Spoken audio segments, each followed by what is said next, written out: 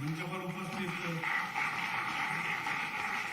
Bharatiya Janata party के राष्ट्रीय अध्यक्ष और आज इस संगोष्ठी में मुख्य अतिथि के रूप में उपस्थित आदरणीय जेपी नड्डा जी, प्रबोधिनी के अध्यक्ष और महाराष्ट्र के विधानसभा में प्रतिपक्ष के नेता माननीय देवेंद्र फडणवीस जी, प्रबोधिनी के उपाध्यक्ष राज्यसभा के सांसद और आईसीसीआर के अध्यक्ष माननीय डॉक्टर विनय सहस्रबुद्धे जी, और हमारे एक न्यासी, मैं आदरणीय देवेंद्र जी से अनुरोध करूंगा कि सबसे पहले आज के मुख्य अतिथि माननीय नड्डा जी का पुष्पगुच्छ प्रबोधिनी के प्रकाशन देकर स्वागत करें।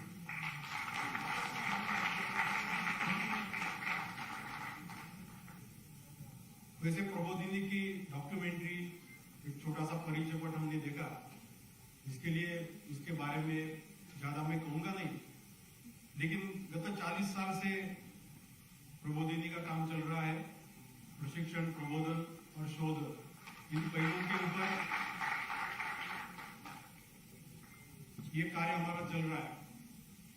इस साल 19 अक्टूबर को प्रबोधिनी को 40 साल पूरे हो रहे हैं, तो 19 अक्टूबर से अगले 6 महीने प्रबोधिनी अनेक उपक्रम हाथ में लेने वाली है पूरे देश भर में।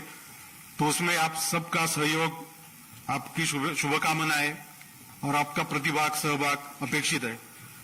मैं ज्यादा समय नहीं लूंगा, एक ही केवल बात बताऊंगा कि इस सेमिनार के निमित्त हमने एक निबंध स्पर्धा का भी आयोजन किया था, खास करके युवा वर्ग के लिए, और उसमें 154 लोगों ने सहभाग लिया। उसके जो भी निकाल परिणाम आए उसके बारे में समापन सत्र में इसकी जानकारी दी जाएगी। तो प्रशिक्षण, प्रबोधन और शोध कार्य, यह विषय लेकर प्रबोधिनी गत 40 साल से काम कर रही है। हमारे 4 जगह कार्यालय है, मुंबई में है, उत्तन में, जहां पर हमारा ज्ञान नैपुण्य केंद्र प्रशिक्षण संकुल जो हमने फिल्म में देखा, तो उत्तन में कार्यालय है, एक दिल्ली में कार्यालय है और एक पुणे में कार्यालय। ऐसे 4 जगह हमारे कार्यालय। हमारे विद्यमान अध्यक्ष आदरणीय देवेंद्र जी है, उपाध्यक्ष विनय जी है। तो इनके मार्गदर्शन में प्रबोधिनी का कार्य चल रहा है। मैं ज्यादा कुछ नहीं कहूंगा, मेरे वाणी को विराम देता हूं और मैं अनुरोध करता हूं माननीय विनय जी को कि इस कार्यक्रम का प्रास्ताविक करें।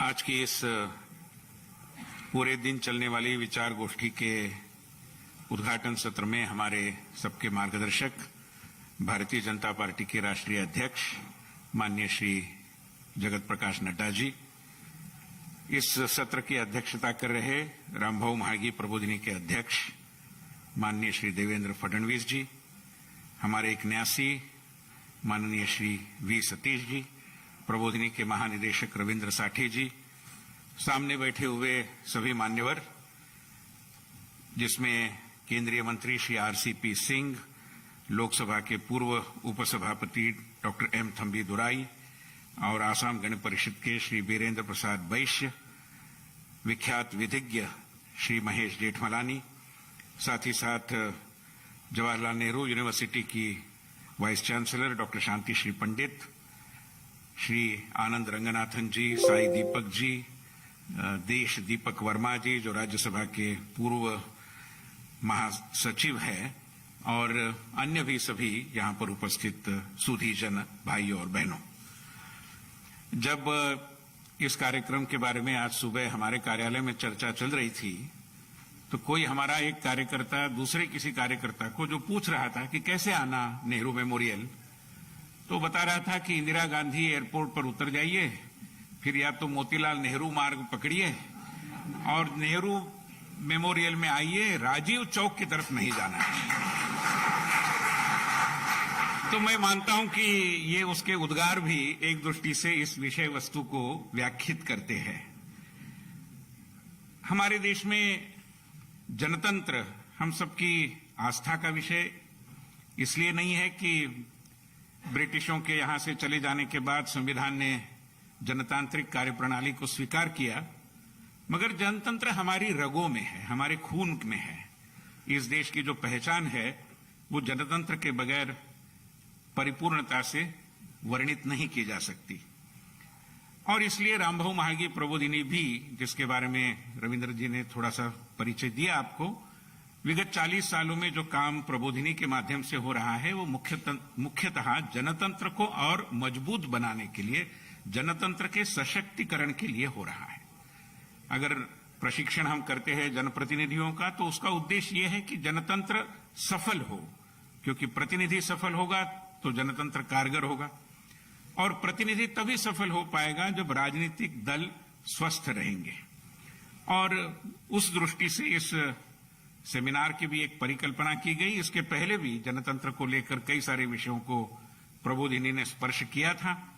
जैसे कुछ साल पहले एक राष्ट्र एक निर्वाचन यानी सामयिक चुनावों की जो एक चर्चा देश में छिड़ी थी, उसमें प्रबोधिनी ने भी अपना एक योगदान दिया। कुछ सेमिनार्स किए, कुछ कार्यक्रम किए, तरह तरह के अन्य कार्यक्रम भी, जिसमें ग्रामीण अंचलों में जनतंत्र के बारे में हो या नगर निगमों में जो महिला नगर पार्षद चुनकर आती है उनके कार्य की समीक्षा और उसके नागरिक प्रशासन पर परिणाम, इसके बारे में अध्ययन, ऐसी बहुत सारी बातें जनतंत्र को लेकर प्रबोधिनी के विषय सूची का हिस्सा इसके पहले भी बनी रही।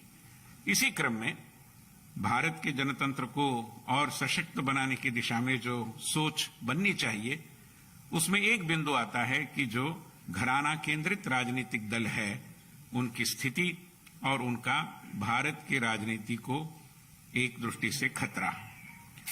और इस विषय की परिपूर्ण चर्चा आज के दिन भर के इस विमर्श में होगी। अभी ये हमारा जो उद्घाटन सत्र है, उसके बाद एक सत्र होगा जिसमें democratic deficit due to dynastic parties, इस विषय पर श्रीमान आरसीपी सिंह, डॉक्टर थम्बी दुराई जी, श्री वीरेंद्र प्रसाद बैश्य जी अपने विचार रखेंगे, जिसकी अध्यक्षता श्री महेश जेठमलानी करेंगे। उसके बाद भोजन के पश्चात वाले एक सत्र में regulatory framework to govern parties for prevention of dynasticism, इसकी चर्चा हम करेंगे, जिसमें डॉक्टर आनंद रंगनाथन, विधिज्ञ जे साई दीपक दोनों अपने विचार रखेंगे और राज्यसभा के पूर्व महासचिव देश दीपक वर्मा उस सत्र की अध्यक्षता करेंगे। बाद में जो समापन सत्र होगा उसमें हमें जानी मानी राजनीति शास्त्र की अध्येता, रिसर्चर और जवाहरलाल नेहरू यूनिवर्सिटी के वाइस चांसलर डॉक्टर शांति श्री पंडित जी का मार्गदर्शन हमें मिलेगा। आज अगर मैं आपको बताऊं कि देश में 2858 राजनीतिक दल है जो चुनाव आयोग की वेबसाइट पर हमें मिलते हैं। इसमें से रजिस्टर्ड दल तो सारे हैं, मगर जो रिकॉग्नाइज्ड पार्टियां हैं, जो मान्यता प्राप्त दल है, उनकी संख्या कुछ 54 के करीब है। इन 54 दलों में, जिसमें राज्य दल भी है, राष्ट्रीय दल भी है, इसमें मात्र 8 दल शायद ऐसे होंगे जो किसी घराना केंद्रित अवस्था से मुक्त है, जो विचारधारा पर आधारित है और विचारों के लिए काम करते हैं, जिनके कारण नीतियों को आकार दिया जा सकता है। तो ये जो वास्तविकता है, एक दृष्टि से डरावनी वास्तविकता है कि इतने सारे घराना केंद्रित दल है। और हमारे देश में भी, यहां पर राजशाही थी तब भी हमारे राजा महाराजा एक दृष्टि से जनतांत्रिक परिकल्पना को लेकर काम करते थे। हमारे महाराष्ट्र में संत रामदास बड़े आध्यात्मिक गुरु हो गए। उन्होंने दासबोध में मूर्खों के लक्षण बताए हैं। उसमें एक मूर्ख लक्षण यह है कि सांगे वडिलांची कीर्ती तो एक मूर्ख, यानी जो पुरखे हैं उनके कीर्ति के आधार पर ही अपना काम करता है, नई कीर्ति कुछ उसमें समाहित नहीं करता, वो कोई मूर्ख जैसा ही व्यक्ति है, ये वो कहते हैं। तो इस दृष्टि से केवल हमारे पुरखों ने किए हुए काम के आधार पर पार्टी चलाना, ये कोई जनतंत्र की सेहत का परिचायक नहीं है। आज कई ऐसे दल हैं जिनमें आज जो शिशु अवस्था में है, हो सकता है कि पालने में है, वो व्यक्ति 30 साल बाद उस राजनीतिक दल का अध्यक्ष बनेगा, ये बताने के लिए किसी ज्योतिषी की जरूरत नहीं है। ऐसे भी दुर्भाग्यवश कई सारे राजनीतिक दल हमारे देश में है। इस पृष्ठभूमि पर 3 उद्देश्यों को लेकर हम इस विमर्श का आयोजन कर रहे हैं। पहली बात यह है कि ऐसे घराना केंद्रित राजनीतिक दलों से पार्टी संगठनों के द्वारा संचालन किए जाने वाले शासनों को यानी राज्य सरकारों को कुल मिलाकर कैसे हानि होती है, इसकी कुछ चर्चा हम करेंगे, आकलन बनाएंगे। साथ ही साथ इसके बारे में क्या उपाय हो सकते हैं, इसकी भी चर्चा का प्रारंभ हम करेंगे। मैं आपको बता दूं, हम महाराष्ट्र से आते हैं और महाराष्ट्र का जो चैरिटी कमिश्नर है उसने जो पब्लिक चैरिटेबल ट्रस्ट के लिए कानून लाया है उसमें एक बिंदु यह है कि किसी भी पब्लिक चैरिटेबल ट्रस्ट में ब्लड रिलेशंस के 2 व्यक्ति एक ही समान कालावधि में पदाधिकारी नहीं बन सकते। ऐसी स्थिति में राजनीतिक दलों में जैसे हम देख रहे हैं कि पिता अध्यक्ष, पत्नी कोषाध्यक्ष, पुत्र उपाध्यक्ष, इस तरीके की जो रचना होती है जो जनतंत्र की संकल्पना के एकदम विरोध में जाती है, उसकी भी चर्चा हम करेंगे। और कुल मिलाकर इस विषय पर एक स्वस्थ विमर्श देश में स्थापित हो जो भारतीय जनतंत्र के और सबलीकरण के लिए कारगर साबित होगा, ये इसके पीछे की भूमिका है। मैं उम्मीद करता हूं कि आप सभी लोग इस चर्चा सत्र में पूरे समय के लिए उपस्थित रहेंगे, अपने अपने जो भी वक्ता है उनके विचार सुनेंगे, कहीं अवसर मिलता है तो अपनी बात को भी रखेंगे। मैं मेरे भाषण के समापन के अंत के पहले माननीय राष्ट्रीय अध्यक्ष जी श्री जेपी नड्डा जी का बहुत बहुत आभार व्यक्त करता हूं कि उन्होंने समय निकालकर वो यहां आए। देवेंद्र फडणवीस जी भी केवल इसी कार्यक्रम के लिए मुंबई से यहां पर आए हैं, उनके प्रति भी हम कृतज्ञ हैं। और जितने सारे महानुभाव, विशेष रूप में हमारे सभी मान्यवर वक्ता जिन्होंने समय निकालकर हमारे निमंत्रण का सम्मान किया, उनके प्रति भी हम आभारी हैं। बहुत बहुत धन्यवाद। बहुत बहुत धन्यवाद विनय जी। अब मैं अनुरोध करता हूं आज के कार्यक्रम के अध्यक्ष और प्रबोधिनी के अध्यक्ष माननीय देवेंद्र जी से कि कृपया अपना अध्यक्षीय उद्बोधन करें।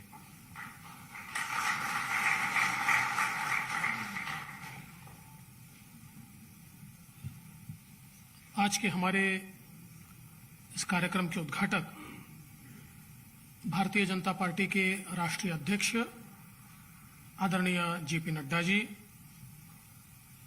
विनय सहस्त्रबुद्धे जी, रविंद्र साठे जी, वी सतीश जी, इस सभागार में उपस्थित केंद्रीय मंत्री श्री आरसीपी सिंह जी, थम्बी दुरई जी, वीरेंद्र वैश्य जी, शांतिश्री पंडित जी, आनंद रंगनाथन जी, कई गणमान्य वक्ता यहाँ पर उपस्थित है।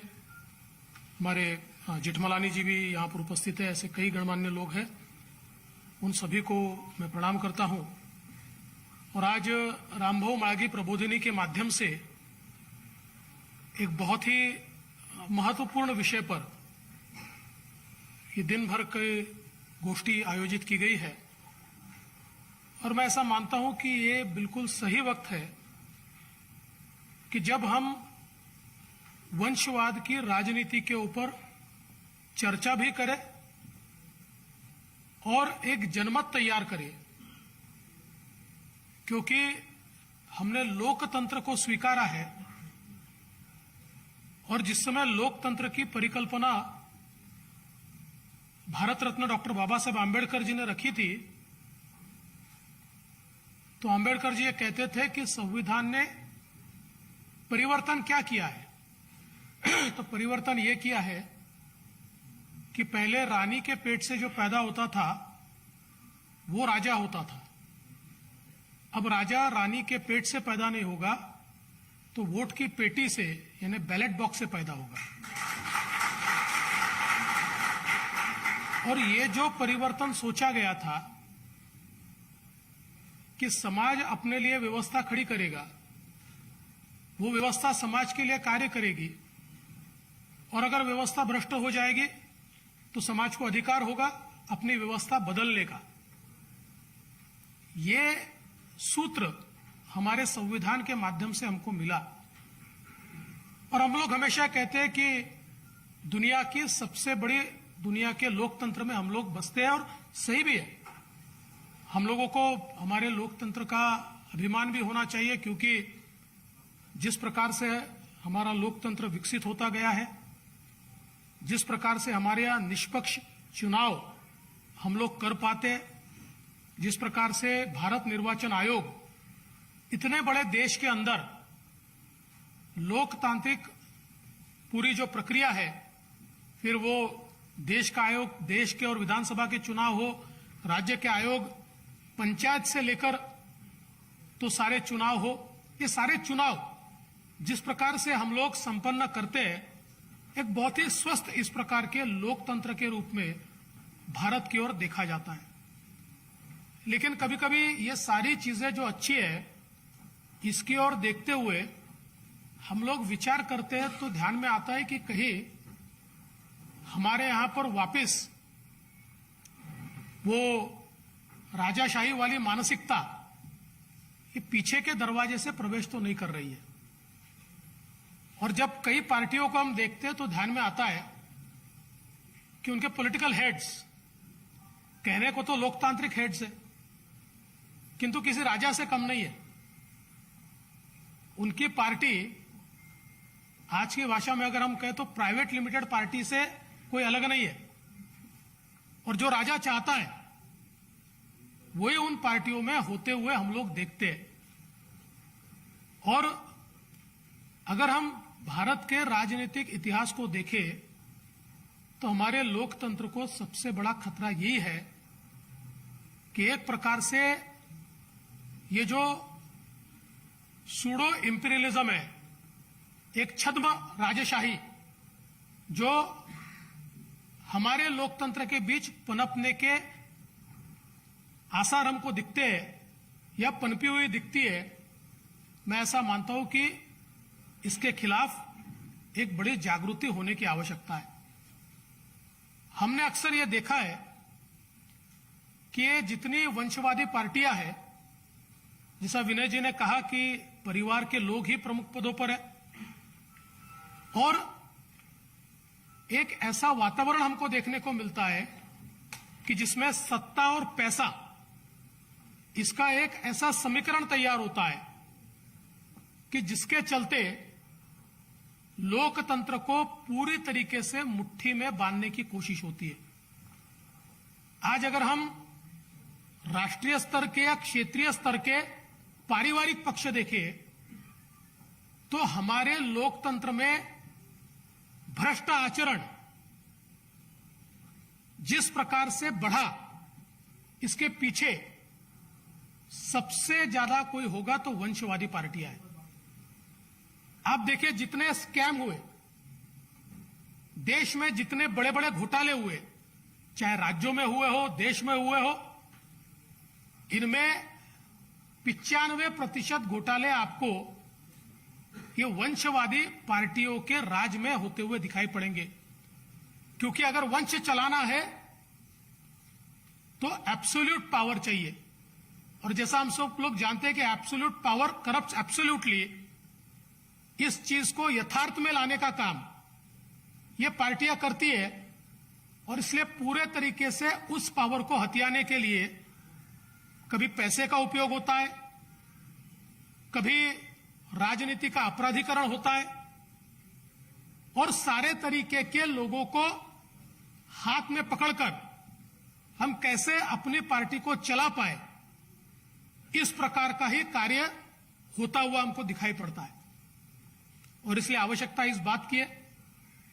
आज देखिए, देश की सबसे बड़ी पार्टी जो रही है और सबसे पुरानी पार्टी रही है, उस पार्टी के सामने इतना बड़ा प्रश्न है कि पार्टी के युवराज अध्यक्ष बनना नहीं चाहते और दूसरे किसी व्यक्ति को वो अध्यक्ष बनाना नहीं चाहते, तो बिना अध्यक्ष की पार्टी चल रही है। जितने दिन चलेगी चलेगी, लेकिन दूसरा व्यक्ति नहीं बनेगा। बनेंगे तो युवराज बनेंगे, और ऐसा सब जगह है। मतलब महाराष्ट्र भी इससे कोई अलग नहीं है। मैं चूंकि महाराष्ट्र से आता हूं इसलिए महाराष्ट्र का उदाहरण दे रहा हूं। तो महाराष्ट्र में भी यही परिस्थिति हमको पता है कि महाराष्ट्र के मुख्यमंत्री के बाद उनकी पार्टी कौन चलाएगा, उनके बाद उनकी पार्टी कौन चलाएगा। कोई तीसरा व्यक्ति जब चलाने की कोशिश करता है या पावरफुल होता है तो पार्टी से बाहर हो जाता है, पार्टी में रहता नहीं है। तो मुझे ऐसा लगता है कि ये जो एक प्रकार से हमारी लोकतंत्र के ऊपर ये जिस प्रकार का एक खतरा हमको दिखाई पड़ता है कि धीरे धीरे कुछ लोगों के हाथ में, मतलब एक महाराष्ट्र के बड़े एक पॉलिटिकल थिंकर ने एक किताब लिखी और उस किताब के माध्यम से उन्होंने कहा कि पुरानी बात है, आज की बात नहीं है, 15-20 साल पहले की बात है, पर उन्होंने उस किताब के माध्यम से कहा कि महाराष्ट्र की राजनीति 50 परिवार चलाते हैं, 50 परिवारों के बाहर वो जाती नहीं है। ये तो ठीक है कि मोदी जी के आने के बाद महाराष्ट्र की भी राजनीति बदली, पर इस प्रकार की राजनीति अलग अलग राज्यों में हमने देखी कि चंद परिवार मिलाकर, मतलब इधर भी वो उधर भी वो, चारों तरफ अलग अलग ब्रांड लेकर, अलग अलग नाम लेकर वही वो, और सामान्य व्यक्ति उसको कोई, मुझे ऐसा लगता है कि उसमें चांस नहीं है। और मुझे इस बात की खुशी है कि हम तो जिस विचारधारा में काम करते हैं उसमें वंशवाद का कोई स्थान नहीं है। और शायद इसीलिए मुझे ऐसा लगता है कि मोदी जी जैसा एक सामान्य परिवार से आने वाला व्यक्ति प्रधानमंत्री बन सकते हैं, या नड्डा जी जैसे जिनकी कोई पॉलिटिकल पृष्ठभूमि नहीं है वे राष्ट्रीय अध्यक्ष बन सकते हैं, क्योंकि वंशवाद से अलग सही मायने में लोकतंत्र को अपनाकर विचारों के लिए काम करने वाली, सत्ता के लिए नहीं, विचारों के लिए काम करने वाली इस प्रकार का जब दल तैयार होता है तो हमको एक अलग परिणाम देखने को मिलता है। हम सभी लोग आदरणीय नड्डा जी को सुनना चाहते हैं, इसलिए मैं ज्यादा समय नहीं लूंगा, लेकिन मैं ऐसा मानता हूं कि रामभाऊ माळगी प्रबोधिनी ने आज का जो विषय रखा है, आज के विषय से विचार प्रवर्तन तो होगा ही, लेकिन विचार प्रवर्तन के साथ साथ जब तक विचार परिवर्तन नहीं होगा तब तक हमको वंशवाद के खिलाफ ये लड़ाई जारी रखनी पड़ेगी, और उसके लिए आप सभी उसमें सहाय करें।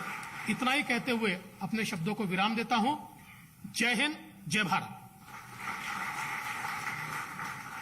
धन्यवाद देवेंद्र जी। अब मैं आज के मुख्य अतिथि हमारे अभिभावक आदरणीय नड्डा जी से अनुरोध करूंगा कि कृपया हम सबको मार्गदर्शन करें।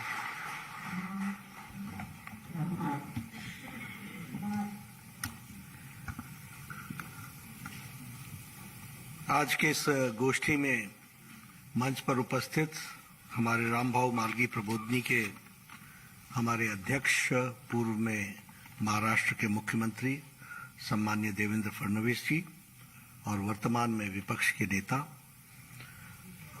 मंच पर उपस्थित हमारे अध्यक्ष Indian council for cultural relations के और राज्यसभा में मेरे साथी श्री विनय सहस्त्रबुद्धे जी, हमारे भारतीय जनता पार्टी के वरिष्ठ नेता और संगठक और रामभाऊ माळगी प्रबोधिनी के बोर्ड ऑफ डायरेक्टर्स में one of the director Shri V Satish ji, हमारे रविंद्र साठे जी, डायरेक्टर जनरल रामभाऊ माळगी प्रबोधिनी, सम्मानित मंच और यहाँ उपस्थित सभी वरिष्ठ सज्जन वृंद और शिक्षा के क्षेत्र से और सामाजिक दृष्टि से बहुत ही जागरूक ऐसे हमारे सभी वरिष्ठ नागरिक बंधु, मेरा ये सौभाग्य है कि मुझे आज इस गोष्ठी में आने का मौका मिला है और आप सब लोग सारे दिन बैठ कर के इस विषय पर चर्चा करने वाले हैं।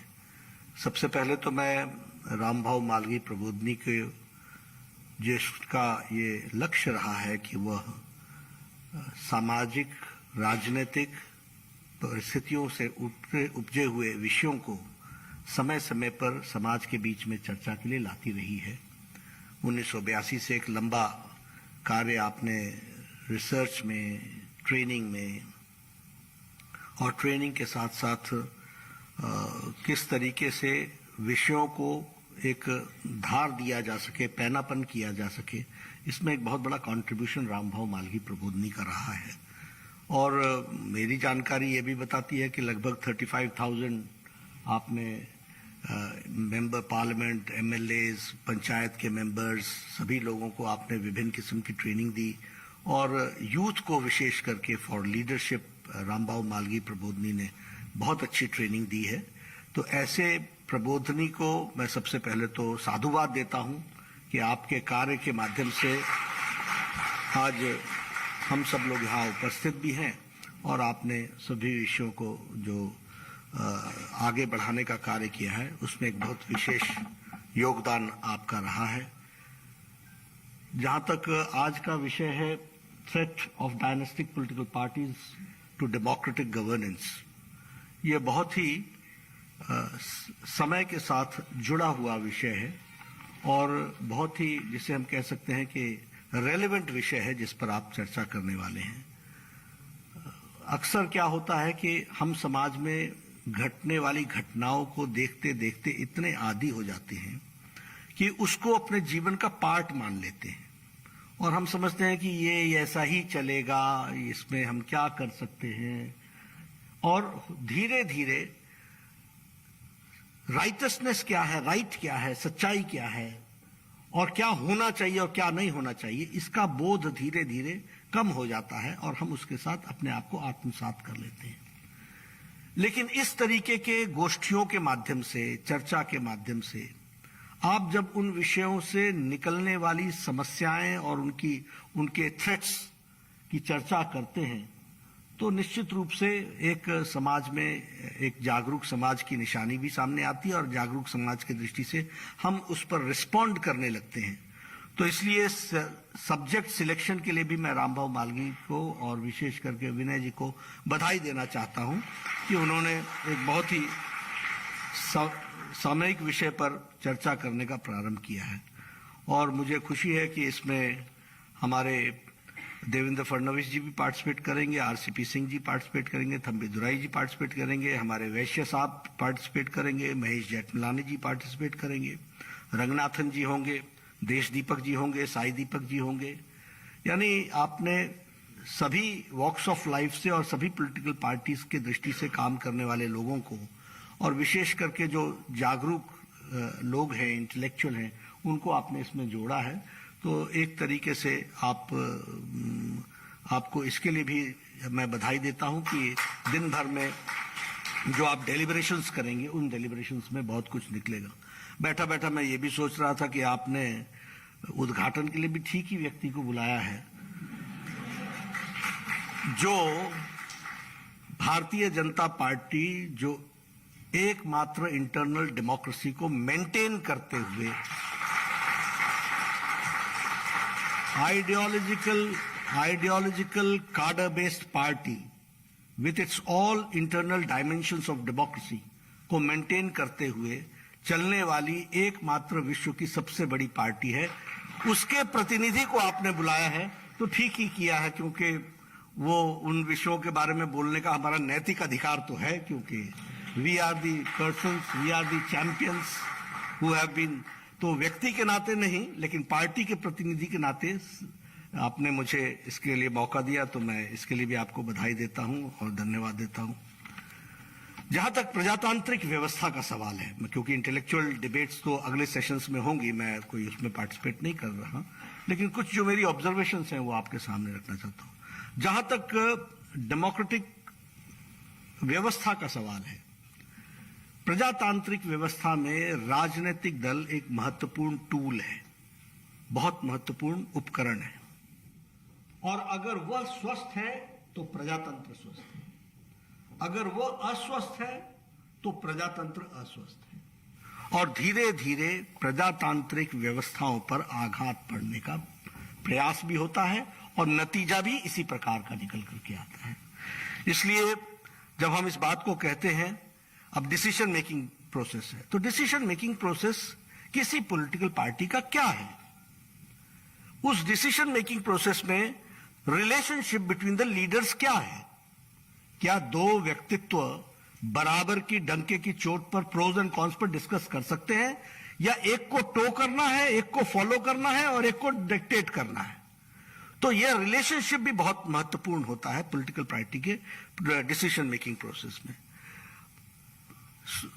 पार्टी का स्वास्थ्य कैसा है, अपना स्वास्थ्य कैसा है, उसके सिस्टम्स कैसे हैं, ये सारी चीजें बहुत महत्वपूर्ण हैं। जो आप सुबेरे हेडलाइंस अखबारों में पढ़ते हैं, वो जो निकल करके आता है, वो इन पार्टियों के रीति नीति संस्कार सिस्टम्स में से निकलता हुआ आता है। इस बात को हमको समझना है। इसलिए ये जो हम देखते हैं, इसके पीछे इन सारी चीजों का बहुत बड़ा महत्व है और उस महत्व को समझते हुए हमको ये बात ध्यान में रखनी चाहिए कि हमारा वर्किंग सिस्टम क्या है, हमारे अपने डेमोक्रेटिक सिस्टम्स क्या हैं, नॉर्म्स क्या है, रिलेशनशिप बिटवीन लीडर्स क्या है, ऑर्गेनाइजेशन का थॉट प्रोसेस क्या है, कैसे वो चलता है, इस बात को हमको ध्यान रखना चाहिए। अब देखिए, आप सब लोगों के ध्यान में नहीं आ रहा होगा कि प्रजातंत्र में हमारा प्रजातंत्र कहां खड़ा है, शायद नहीं होगा। मैं खाली आपके ध्यान के लिए बताना चाहता हूं। आप जम्मू कश्मीर उठाइए, भारतीय जनता पार्टी वहां है, लड़ किससे रही है? पीडीपी, नेशनल कॉन्फ्रेंस, दोनों ही परिवार की पार्टियां हैं। आप हरियाणा में, पंजाब में आइए, शिरोमणि अकाली दल कौन सी पार्टी है, क्या संविधान है, कैसे चलता है, किधर से चलता है, आप सब जानते हैं। आप उससे नीचे आ जाइए, हरियाणा में आईएनएलडी परिवारों की पार्टी है, भाइयों की पार्टी है, बेटों की पार्टी है, पोतों की पार्टी है। आप इधर उत्तर प्रदेश आ जाइए, बीजेपी किससे लड़ रही है? समाजवादी पार्टी से। किसकी पार्टी है? परिवार की पार्टी है। और उत्तर प्रदेश यानी 24 करोड़ का जनसंख्या का प्रदेश है, 24 करोड़। तो आप समझिए कि डेमोक्रेसी के लिए थ्रेट्स कैसे हैं। बीजेपी किससे लड़ रही है? आप आगे बढ़ जाइए, बिहार की ओर चले आइए, आरजेडी किसकी पार्टी है, कौन सी पार्टी है? भाई बहन फलाना ढमकाना, चाचा ताया सब। आप उससे आगे बढ़ जाइए, आप वेस्ट बंगाल पहुंच जाइए, दीदी भतीजा, पीसी भतीजा, बाकी छुट्टी। वहां का थॉट प्रोसेस क्या होगा, वहां महिला संरक्षण का क्या विषय आता होगा, वहां लॉ एंड ऑर्डर का क्या विषय आता होगा, जो मेरी मर्जी वही कानून, यही चलता है। आप उससे आगे आ जाइए, झारखंड पहुंच जाइए, तो बाबूजी थे, अब बुजुर्ग हो गए हैं, तो बेटे ने संभाल लिया है। अब उससे आप आ जाइए, बीजू जनता दल की बात कर लीजिए, पटनायक फैमिली ही है, वही है। कौन चला रहा है, एमएलए का क्या रोल होगा, देखने वाला विषय है, ये सब स्टडी का विषय है। आप वाईएसआर को देख लीजिए, आंध्र प्रदेश में वाईएसआर रेड्डी थे, अब जगनमोहन रेड्डी हैं। वही कानून, वही पार्टी, वही सब कुछ, जो मेरी मर्जी। आप उससे तेलंगाना में नीचे आ जाइए, आपको केसीआर की पार्टी मिल जाएगी, टीआरएस मिल जाएगी, तेलंगाना राज्य समिति मिल जाएगी, केसीआर। बेटा भी है, बेटी भी है, दामाद भी है, दामाद का बेटा भी है। नक्शा उठा करके देखोगे तो चीफ मिनिस्टर्स कंस्टिट्यूंसी, दामाद कंस्टिट्यूंसी, सन कंस्टिट्यूंसी, सब मिलजुल करके ये खड़ा है। आप तमिलनाडु आ जाइए, हमारे थम्बीदुरई साहब यहां बैठे हैं, वहां करुणानिधि फैमिली उसी तरीके से चल रही है। अभी आप महाराष्ट्र में आ जाइए, शिवसेना, एनसीपी, परिवार की पार्टी। आप कर्नाटक पहुंच जाइए, आप जनता दल यूनाइटेड, जनता दल एस, वहां कुमार स्वामी या देवेगौड़ा। भारतीय और सबसे दुख की बात यह है कि कांग्रेस भी ना नेशनल रह गई है, ना इंडियन रह गई है, और न ही प्रजातांत्रिक रह गई। ये भी भाई बहन की पार्टी बनकर के खड़ी हो गई। अब आप देखिए, इंडियन डेमोक्रेसी का थ्रेट देखो। बीजेपी लड़ किससे रही? 18 करोड़ की पार्टी लड़ती किससे है? कौन आइडियोलॉजी की बात कर रहा है? किससे आइडियोलॉजी की बात करें? तो ये हमारा थ्रेट है, ये हमारा चैलेंज है, जिसको हमको समझना होगा, जानना होगा। इसलिए मैंने आपके सामने भारत की राजनीतिक परिस्थितियों की तस्वीर खींच करके दिखाई है कि किस तरीके से आज हम खड़े हैं और कहां पर खड़े हैं, उसको हम आपके सामने। दूसरी बात यह होती है कि इन पार्टियों का पर्पस क्या है, उद्देश्य क्या है? उद्देश्य है to seek power, to grab power. There is no ideology. कोई आइडियोलॉजी नाम की चीज नहीं है, आइडियलिज्म नहीं, आइडियोलॉजी नहीं। और इनके जो प्रोग्राम्स हैं, वो प्रोग्राम्स भी किसी लक्ष्य विहीन प्रोग्राम्स हैं। कोई लक्ष्य की ओर ले जा रहे हों, समाज को मजबूत करते हों, ऐसा नहीं है। आप इनके प्रोग्राम्स को देखिएगा, पॉपुलिज्म होगा, लेकिन वेलफेयर ऑफ द पर्सन है कि नहीं है, यह गौण हो सकता है, पॉपुलिज्म हो सकता है। तो यह भी एक बहुत बड़ा विषय है जिसको हमको ध्यान में रखना चाहिए। एक जो हमको ध्यान में आता है, क्योंकि शुरुआत बीमारी कहां से लगती है वो पहले समझिए। पॉलिटिकल पार्टीज का ग्रोथ आप देखेंगे तो ये सभी पॉलिटिकल पार्टीज पहले रीजनल पार्टीज बनी। इन्होंने रीजनल एस्पिरेशंस को जगाया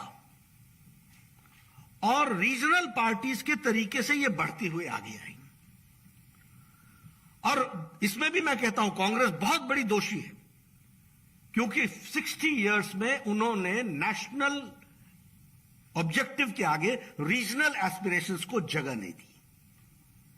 और यहां मैं बोलता हूं आइडियोलॉजी बहुत महत्वपूर्ण होती है, क्योंकि भारतीय जनता पार्टी ये विश्वास करती है यूनिटी अमंग डाइवर्सिटी, विविधता में एकता।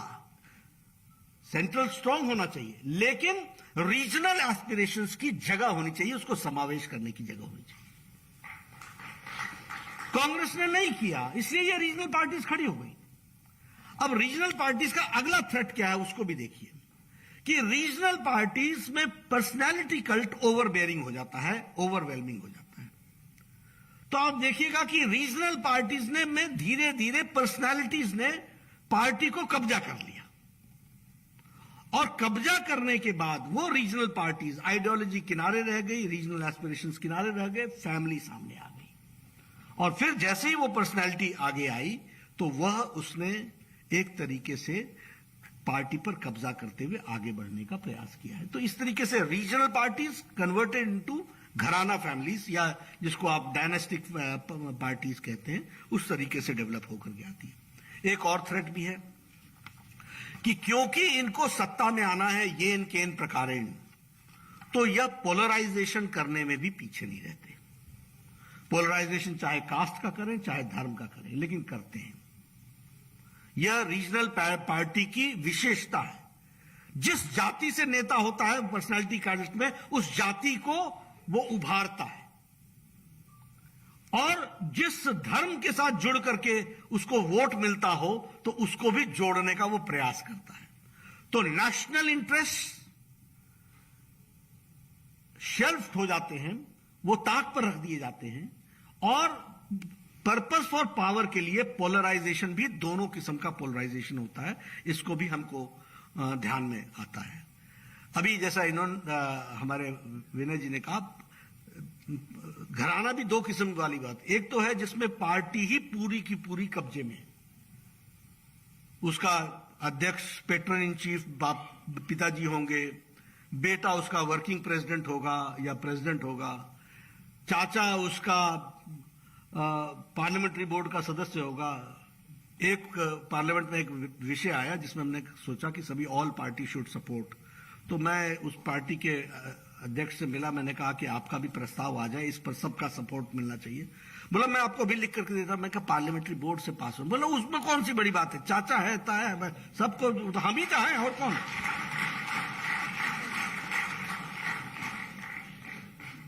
तो ये आप बीती सुना रहा हूं मैं, कोई विधान भी हम, संविधान भी हम। तो हमारे से ये जो चीजें हैं इसको समझनी चाहिए। और दूसरा है जो परिवार से 3-3 लोग टिकट और सभी लोग जिस तरीके से काम करते हैं, तो फैमिली के दृष्टि से उसमें हमको ध्यान में आता है। एक फैमिली पार्टीज में फैमिली इंटरेस्ट प्राइमरी हो जाता है, परिवार का इंटरेस्ट प्राइमरी हो जाता है, इसलिए वह अपने आप में एक तरीके से इलेक्शन प्रोसेस को भी विशिएट करता है, क्योंकि आपके यहां इलेक्शन फार्स हो जाता है। आपकी सुविधा से इलेक्शन हो रहा है तो आप करा लोगे, आपकी सुविधा से नहीं हो रहा है तो आप अवॉइड कर जाओगे, आपकी सुविधा से नहीं हो रहा तो आप अपना डेलीगेट लेकर के आ जाओगे, और इस तरीके से आप एक फॉल्टी डेमोक्रेसी में, फॉल्टी पॉलिटिकल पार्टी की दृष्टि से आप काम करते हैं। एक और बात इसमें से जो उभर करके आती है कि धीरे धीरे इन पार्टियों का, इन व्यवहारों के कारण यह भी हमको समझना चाहिए, इनका वोट बैंक धीरे धीरे श्रिंक करता है, वोट बेस भी श्रिंक करता है, क्योंकि किसी भी छोटे टारगेट का एक अल्टीमेट होता है, उससे ज्यादा वो कर नहीं सकते। ये आइडियोलॉजी ही होती है जो प्रभावित करके लोगों को लंबे समय तक खड़ा करती है। तो यह भी हमको देखने में आता है। अब कांग्रेस के सारे डिसीजंस आप उठा करके देखिए, किसने इसको छोटा किया? इनके करतूत ने छोटा किया, इनकी एक्टिविटीज ने छोटा किया। क्यों? क्योंकि ऑब्जेक्टिविटी को आपने किनारे रखा, सब्जेक्टिविटी ला करके सामने खड़ा कर दिया।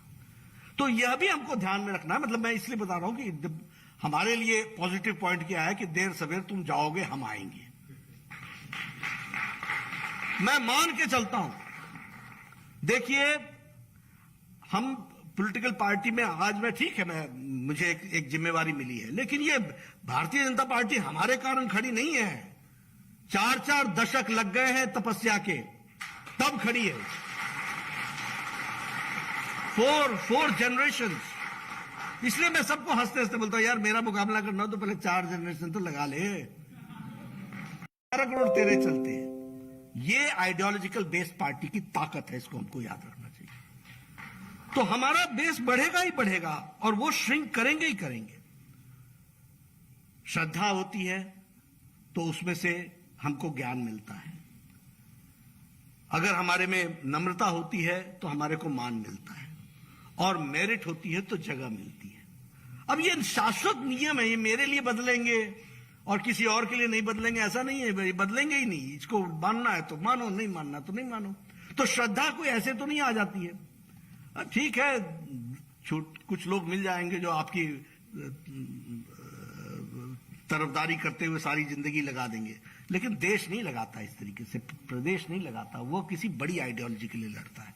तो इसलिए जो लोग इस थ्रेट से चिंतित हैं, उनको मैं ये कहना चाहूंगा कि मस्त रह करके काम कीजिए। आइडियोलॉजिकल बेस्ड पार्टी का कोई मुकाबला नहीं कर सकता। Sooner or later we will be victorious. Sooner or later we will be victorious, ये हमको ध्यान में रखना चाहिए। अभी देवेंद्र जी चर्चा कर रहे थे कांग्रेस के बारे में। अब वो उनकी स्थिति आप देख लो ना। मैंने कहा ना कि ना इंडियन रह गई, ना नेशनल रह गई, ना अब भाई बहन की पार्टी रह गई है। अब वो कोई ग्रुप खड़ा है, 23 का है, 22 का है, कभी 21 का होता है, 24 का होता है, जो भी हो, लगे हुए हैं बेचारे। लेकिन आप देखिए, ये नेशनल पार्टी के रूप में भी एक फैमिली की पार्टी बन गई थी, और 1975 का इमरजेंसी का डिक्लेरेशन बहुत बड़ा प्रमाण है इसका। और इंडियन नेशनल कांग्रेस के लीडर के अध्यक्ष के द्वारा कहना India is Indira, Indira is India, इसका बहुत बड़ा प्रमाण है। These are the signals. ये सिग्नल्स हैं जो बताते हैं कि पार्टी की फंक्शनिंग और पार्टी की आत्मा बहुत पहले मर चुकी थी, उसमें जीव रह ही नहीं गया था। लेकिन हां, ऐसी बातों में जब हम बात करते हैं तो हमें इस बात की खुशी है कि हम भारतीय जनता पार्टी के सदस्य हैं, और आप सब लोगों से मैं ये भी निवेदन करूंगा कि हमें जागरूक रखना और ऐसे सेमिनारों में बुलाते रहना, ताकि हमको अपनी ताकत भी पता चले, हमें अपनी ताकत भी पता चले, और कहां कहां गिरने के स्कोप हैं उसका भी हमको अंदाजा रहे। तो वो हमको समझना चाहिए। आज हम ये कह सकते हैं, we are ideological based party. अकेली पार्टी, मैं तो सबके देखता रहता हूं, संविधान से लेकर के आइडियोलॉजी के परिवर्तन देखता रहता हूं। एक ही पार्टी है जिसने 51 में कहा, एक देश में 2 निशान, 2 विधान, 2 संविधान नहीं चलेंगे। और आज हम सरकार में आए गए, लेकिन हमारी ये स्टैंड हमारा सदा का सदा रहा।